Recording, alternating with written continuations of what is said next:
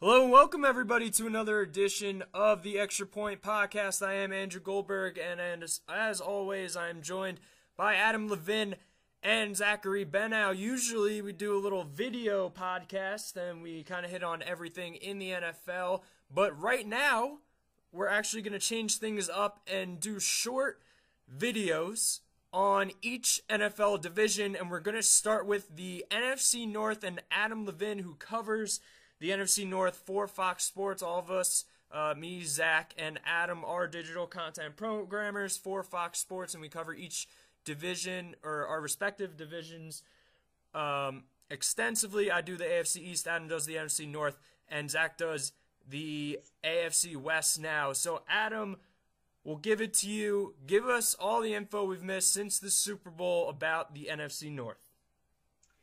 Well, the NFC North, since the Super Bowl, has been a mixed division. Some teams are quieter than others, but each team has kind of had its noise.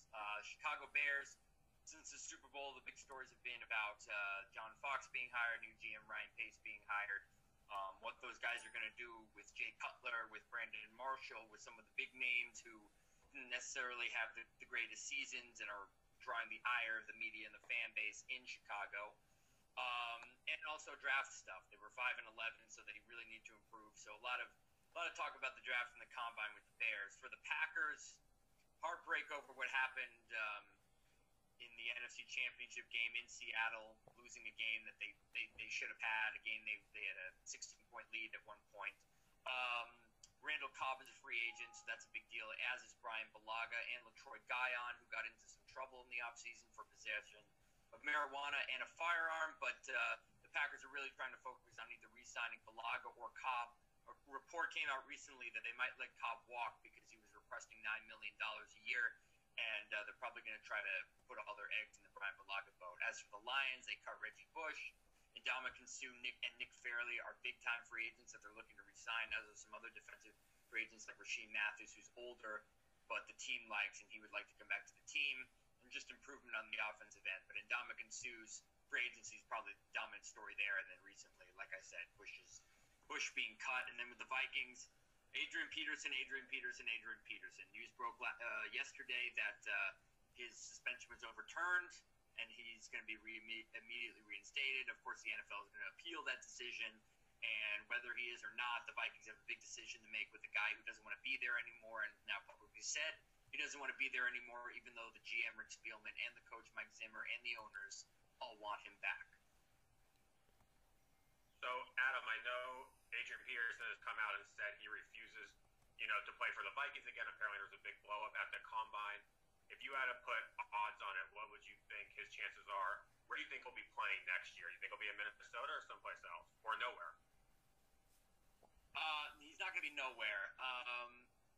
I think Minnesota's eventually going to get rid of him. They're saying they don't want to. It would make a lot of sense for them to keep him because they're going to pay him money, but it would also make sense for them to get rid of him, to trade him or to drop him and save, well over $10 million on the salary cap. I think it would be a good idea to get rid of him. In my estimation, look, the guy doesn't want to be there anymore. You can't force him against his will. You'd save money on your cap. It's a deep running back class anyway. You have some backups like Jerick McKinnon and some other guys you can get on the cheap, and you can find ways around it. I mean, it just seems too much of a nightmare PR wise, and in terms of what you're going to get from a player to keep AP there. So, Adam, you talked about the Detroit Lions. They have two high-profile defensive tackles in Nick Fairley and Ndamukong Suh, both hitting free agency. Obviously, they want Ndamukong Suh back, but he commands such a high price tag. What are they leaning towards doing? Are they thinking maybe they're just going to take Nick Fairley and then, see if Ndamukong Suh doesn't command as much money as he's requesting? No, I think if anything, they would let Fairley walk and try to give Suh a king's ransom, although there's all kinds of stories about whether it's too much of a gamble or not. But I think the way the Lions see it, and I kind of see it too, and do I agree with a non-quarterback getting a lot of money?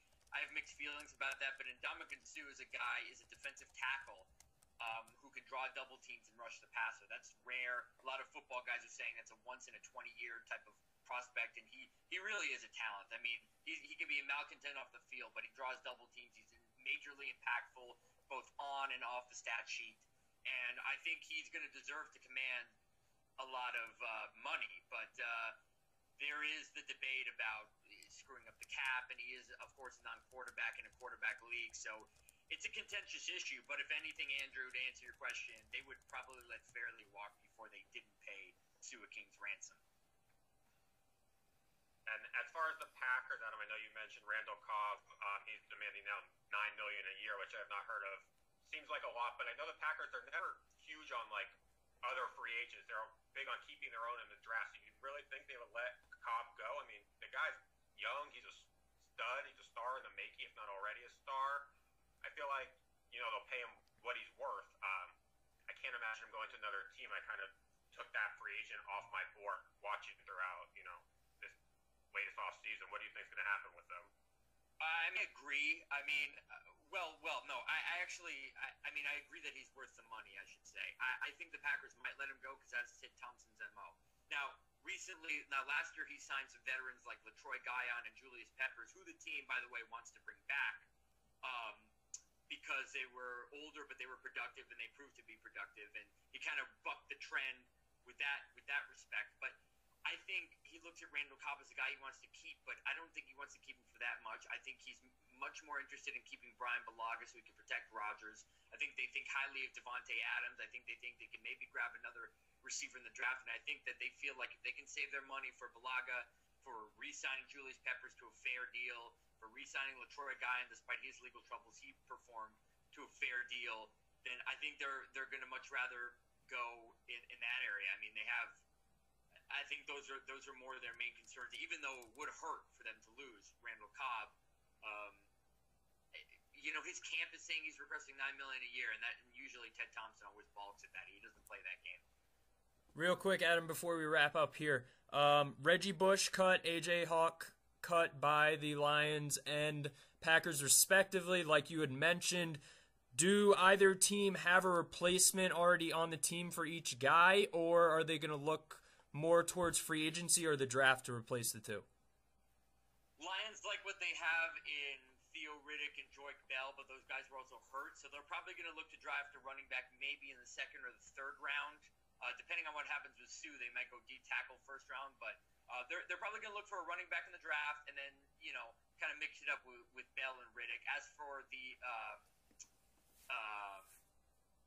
Packers with inside linebacker A.J. Hawk, who was a disappointment in his 9 seasons there, inside linebacker is already a need that they're going to look to address either in free agency, but mostly knowing Ted Thompson in the draft. So yeah, to answer your question, for the Packers especially, inside linebacker is a draft need they're gonna look after, which is why they felt comfortable dropping A.J. Hawk. That and his lack of production.